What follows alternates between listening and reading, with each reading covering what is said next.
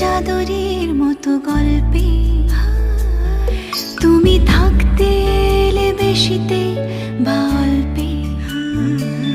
একটা শীতকাল আর চাদরের মতো গল্পে তুমি থাকতে এলে বেশিতে বা অল্পে। রোজই ফুটিয়ে গেলে ফুল কিংবা আলপিন, ভাবছি যাকে সে কি তুমি নও। একটা নাম না জানা বাড়ির পাঁচিলে জানি দেখা না দিয়ে